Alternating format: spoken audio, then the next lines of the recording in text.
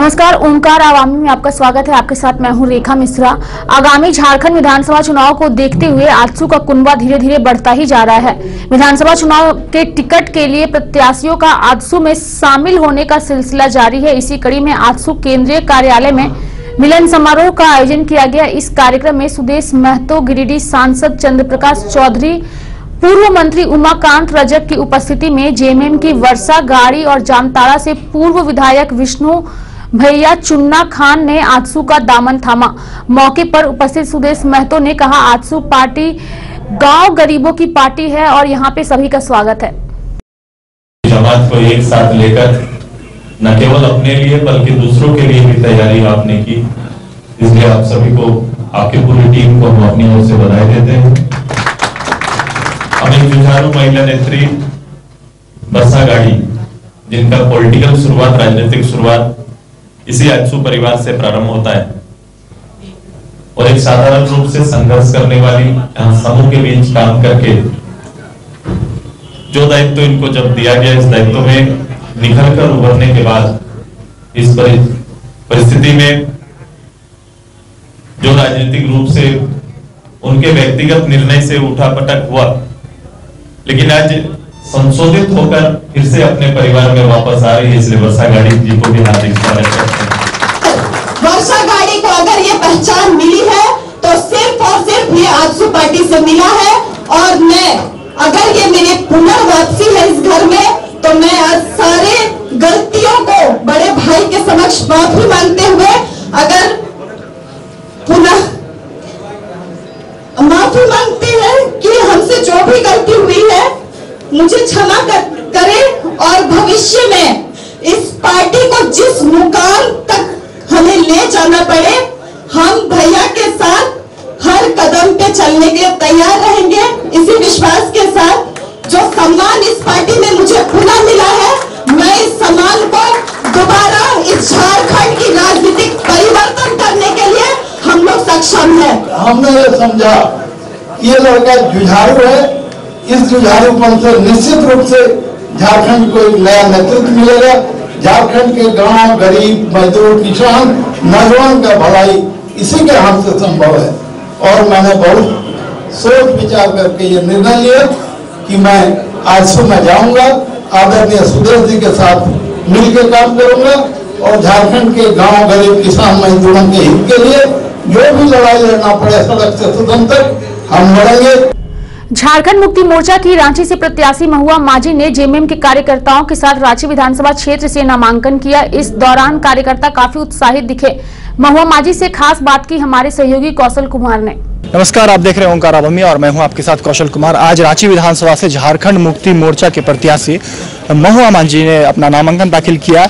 CP Singh लगातार जीतते आ रहे हैं और इस बार कैसे रथ रोकेंगे, क्या रणनीति अपनाएंगे इस बार? देखिए, 5 बार जनता ने उन पर भरोसा किया था, लेकिन उन्होंने कहीं से भी मतलब उन्हें संतुष्ट नहीं किया। वो परेशान है, त्रस्त है और पूरा विश्वास है कि इस बार जनता हम लोगों पर विश्वास करेगी और हम लोग काम करेंगे पूरी ईमानदारी के साथ।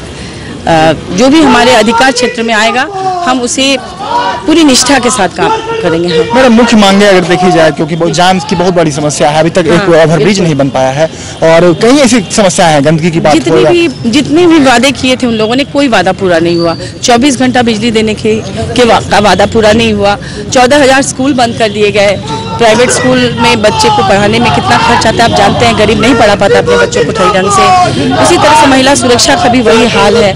सड़कें टूटी हुई हैं, ट्रैफिक रूल्स ऐसे कड़े बना दिए गए कि मैम, ये थी महुआ माझी, रांची विधानसभा से आज नामांकन किया है और साफ तौर पर कहा है कि जब राजधानी रांची का विकास अब तक नहीं हो पाया है तो झारखंड के अन्य जिलों का, अन्य विधानसभा क्षेत्र में कितना ज्यादा भाजपा ने विकास किया होगा, यह तो काफी अंदाजा लगाया जा सकता है। ओंकार आवामी के लिए रांची से मैं कौशल कुमार। निरसा सीट से भाजपा उम्मीदवार अपर्णा सेन गुप्ता का चिरकुंडा मंडल के कार्यकर्ताओं ने स्वागत किया। कार्यक्रम में चिरकुंडा मंडल अध्यक्ष अनिल यादव सहित महिला कार्यकर्ताओं ने फूल देकर स्वागत किया। मौके पर कार्यकर्ताओं ने अपर्णा सेन गुप्ता के 5 साल के कार्यकाल में हुई विकास कार्यों की चर्चा की और इस बार पार्टी के उम्मीदवार को ज्यादा से ज्यादा वोट दिलाकर विजय बनाने का संकल्प किया।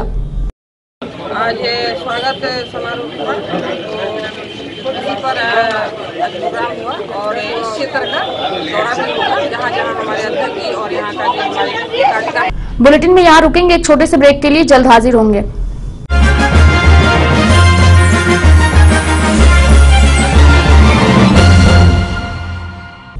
ब्रेक के बाद एक बार फिर से आपका स्वागत है। खबरों में आगे बढ़ेंगे और बात करेंगे हटिया से आजसू प्रत्याशी भरत कासी बीजेपी के नवीन जायसवाल को टक्कर देने के लिए पूरी तरह से तैयार है। अपनी जीत को लेकर कितने आश्वस्त है भरत कासी, ये जाना हमारे सहयोगी मनीष झा ने।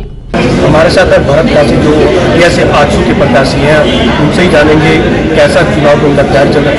भरत कासी, हटिया की बात करें, क्या हटिया का विधानसभा का खास की बात करें, जहाँ तक मेरा कहना है, इस विधानसभा में गांव से लेकर शहर तक हर एक दूसरे का पूरा है। सभी जगह है कि ग्रामीण के समस्या के साथ साथ टाउन में भी वैसे समस्या है, उसमें हम लोग को विचार विमर्श किया। उसमें सभी जगह हम लोग का अच्छा प्रदर्शन रहा है, तो उसमें साथ ही रहे हैं। साथ ही सामाजिक और धार्मिक क्षेत्र में भी सभी जगह हम लोग जा भी रहे हैं और उसका रिजल्ट में निकाल रहा है। मेरी सबसे सीधा सवाल आपकी किससे टक्कर आप मानते हैं? खासकर हमको लगता है कि ये चुनाव खासकर हटिया विधानसभा, इसमें चुनाव जो लड़ेगी जनता लड़ेगी और जनता का सोच इस बार अब की सरकार गाँव की सरकार, ये सोच हमको लगता है कि पब्लिक पर जो जनता पर अपनी समस्या की बात को क्या लगता है, क्या हटिया की समस्या का देखा जाए अनंत समस्या है, लेकिन 70 साल के बाद भी हम लोग है सिर्फ रोड, बिजली, पानी, यही सब का बात हम लोग करते हैं। चुनाव में विधायक आ जाते हैं, लेकिन जो समस्या का समाधान होना चाहिए वो आज तक 10 तक हुआ है। और निश्चित रूप से अगर 7 साल में इस विधानसभा में इस विधायक के रूप में अगर हमारे कुछ अलग सोचने का प्रयास करना चाहिए। वर्षा गाड़ी के आने से भरत वर्षा दीदी के यहाँ पर आने से इस पार्टी पर घर वापसी होने के से यहाँ पर पूरा पूर्ण रूप से मजबूती होगा, जो कि पिछले बार भी हटिया विधानसभा पर जो अभी प्रोजेक्ट में जो विधायक उनको अगर जगह पर पहुँचाने का काम वर्षा गाड़ी देंगे। अब मुझे पूरा निश्चित रूप से लगता है कि महिलाओं का जो संगठन है या कोई भी महिला समिति है उसको जोड़ने का काम करेगी और इसी विश्वास और उम्मीद के साथ हम लोग के आदरणीय बड़ी दीदी वर्षा गाड़ी के द्वारा हम लोग का संभव है और निश्चित रूप से इस हटिया विधानसभा में जीत का परचम लहराने का काम करेंगे।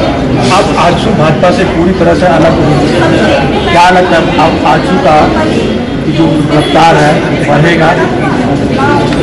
निश्चित रूप से जिस हिसाब से आजसू पार्टी के सुप्रीमो सुदर्शन कुमार महतो का एक सोच है, उनका सोच है कि किसी भी जनता में अगर पार्टी के ऊपर में अगर समर्पित काम करने का या समर्पित रूप से पार्टी के लिए कुछ काम करने का या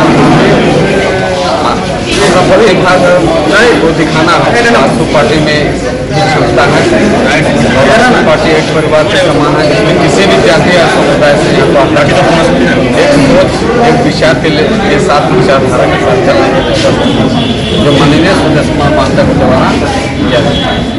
भरत कासी जी, इस पर युवाओं की बेरोजगारी का कितना मुद्दा है? बेरोजगारी एक्चुअल में तो यहाँ पर बहुत है। जब भी यहाँ पर विधानसभा में एक विधायक आता है, पब्लिक जगह पर पहुँचाती है, विधायक बनाता है, लेकिन रोजगार और बेरोजगार का समस्या हमेशा ये खत्म नहीं हो पाता, क्योंकि जो विधायक रहते हैं वो अपना केवल सोचते हैं और अपना पॉकेट भरने का काम करते हैं। इसमें पब्लिक का इसमें रोजगारी नहीं मिल पाता है और बेरोजगार होते हैं। एक तरफ नवीन जायसवाल, दूसरी तरफ अजय राउत, और आप क्या लगता है क्या टक्कर है इस विधानसभा, खासकर हटिया विधानसभा ये लड़ाई सिर्फ जनता लड़ेगी। जनता शुरू से आज तक सिर्फ वोट देते आई है और बहुत ही ज़्यादा सिर्फ इस बार 2019 का जो मुकाबला होगा सिर्फ जनता जवाब देगी और जनता ही यहाँ पर लड़ेगी। वो निश्चित रूप से एक अच्छे सोच और अच्छे विचारधारा का भगवान करता है।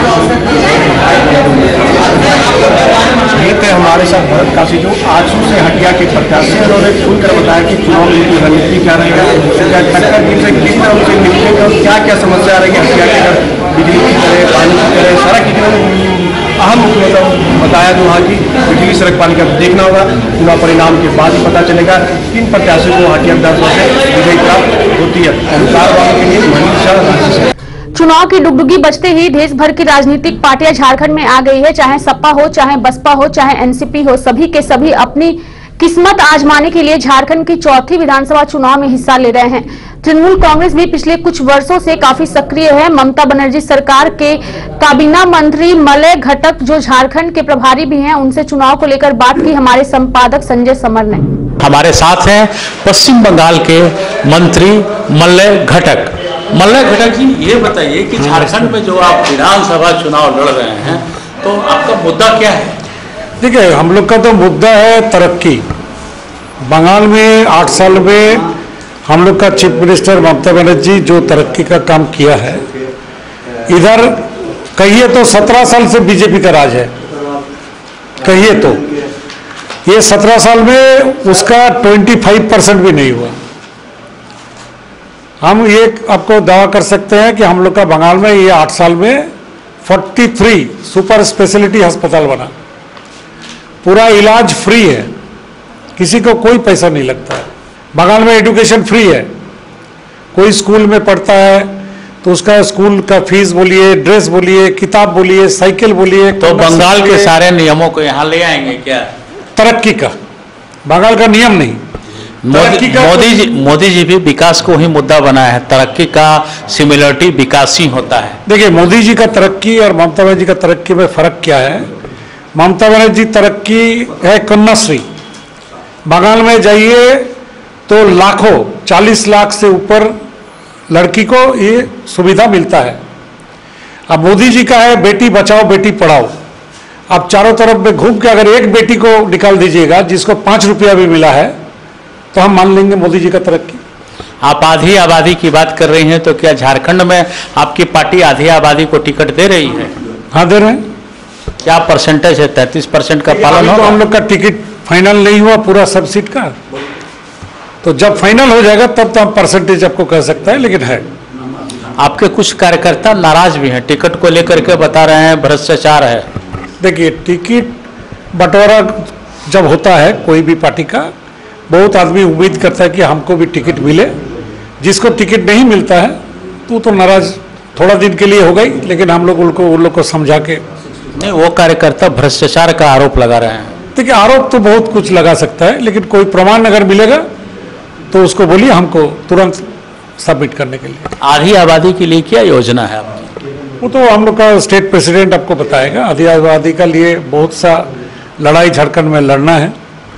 ठीक है, झारखंड का तरक्की नहीं हुआ। झारखंड स्टेट जिसका लिए बना था उसका सोचिए जो एम है वही पूरा नहीं हुआ, और ये पूरा एक ही नेत्री कर सकती है जिसका नाम है ममता बनर्जी। तो झारखंड को लेकर के जैसे एक आरोप लगता है कि ममता बनर्जी झारखंड में आलू सप्लाई होने नहीं देती हैं, जबकि आलू पर झारखंडी पूरी तरह से निर्भर रहते हैं बंगाल पे। ऐसा बात नहीं है। देखिए, आरोप होता है, लेकिन हम लोग का पश्चिम बंगाल से ऐसा कोई कार्रवाई नहीं होता है कि कोई सप्लाई को झारखंड के लिए नहीं तो कोई की स्टेट के लिए रोक दिया जाए। आपकी पार्टी अगर यहाँ झारखंड में आती है तो क्या गठबंधन में जाना पसंद करेगी क्या सरकार बनाने के लिए? देखिए, अभी तो लड़ाई में गठबंधन का टाइम बीत चुका। लड़ाई में गठबंधन का कोई अभी टाइम नहीं है, लेकिन चुनाव के बाद हम लोग का जितने भी विधायक जीत के आएंगे तो हम लोग जरूर झारखंड में बीजेपी छोड़ के कोई भी सरकार अगर बनेगा तो हम लोग जरूर उसको सपोर्ट के लिए सोचेंगे। कितना सीट का संभावना कर रहे हैं झारखंड से? देखिए, हम लोग करीब 40 सीट में लड़ने का कोशिश कर रहे हैं, और आगे दिन देखा जाएगा कितना सीट में। हम लोग तो 40 सीट लड़ेंगे 40 जीतने के लिए, देखा जाएगा। पश्चिम बंगाल में भी उपचुनाव हो रहे हैं, क्या उम्मीद कर रहे हैं? पश्चिम बंगाल में देखिए, पश्चिम बंगाल में टीएमसी जीतेगा, उसमें 3 में 3 टीएमसी जीतेगा। ठीक ही कहा इन्होंने कि फैसला 23 दिसंबर को हो पाएगा कि किस पार्टी को कितनी सीटें मिल रही हैं, कोई जनता किसे पसंद कर रही है, किसे चुन रही है। कैमरामैन दीपक के साथ मैं संजय समर, रांची। आगे बढ़ेंगे। चंदन कियारी में मंत्री अमर बावरी की अध्यक्षता में सैकड़ों जेएमएम और आजसू कार्यकर्ताओं ने भाजपा का दामन थामा। सभी को भाजपा प्रत्याशी अमर बावरी ने भाजपा का पट्टा पहनाकर स्वागत किया। मौके पर अमर बावरी ने कहा कि कार्यकर्ता भाजपा के विकास को देखकर सैकड़ों की संख्या में दूसरे दलों के कार्यकर्ता शामिल हो रहे हैं। आज पूरे विश्व की सबसे बड़ी पार्टी है झारखंड प्रदेश में 65 पार के नारे के साथ एक पूर्ण बहुमत की सरकार रघुवर के नेतृत्व में भाई नरेंद्र भाई मोदी जी और अमित शाह जी ने एक संकल्प के साथ यहाँ अपने प्रत्याशियों को उतारा है। पिछले 5 सालों में रघुवर जी सरकार ने जो विकास के कार्य किए हैं और बेसिकली चंदन कियारी में जो विकास के कार्य हैं, इन सारी चीज़ों से प्रभावित होकर के हमारे युवा साथी इस झारखंड और देश के निर्माण के लिए बड़े पैमाने पर वापस अपने जो है ना भारतीय जनता पार्टी में सम्मिलित हो रहे हैं। देवघर से झारखंड विकास मोर्चा के नेता बजरंगी महता ने बाबा मंदिर पहुंचकर बाबा वैद्यनाथ की पूजा अर्चना की। बता दें कि महता देवघर विधानसभा से जेवीएम पार्टी की ओर से टिकट के दावेदार हैं। महता ने कहा कि पार्टी अगर उनके ऊपर विश्वास करेगी तो देवघर विधानसभा सीट जेवीएम की झोली में जाएगा। इसके साथ ही देवघर के लोग वर्तमान जनप्रतिनिधि के कार्यों से उब चुके हैं। महता ने कहा कि अपराध और भ्रष्टाचार दोनों ही राज्य में बढ़ा हुआ है, लोग परेशान हैं, लोगों को न्याय नहीं मिल रहा है। बुलेटिन में एक बार फिर रुकेंगे यहाँ छोटे से ब्रेक के लिए, जल्द हाजिर होंगे।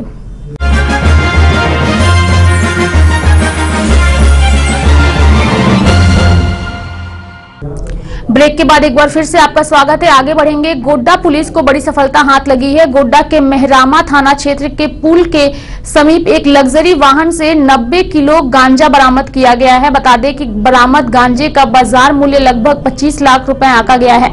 गांजा बरामदगी को लेकर छापेमारी लगातार जारी है।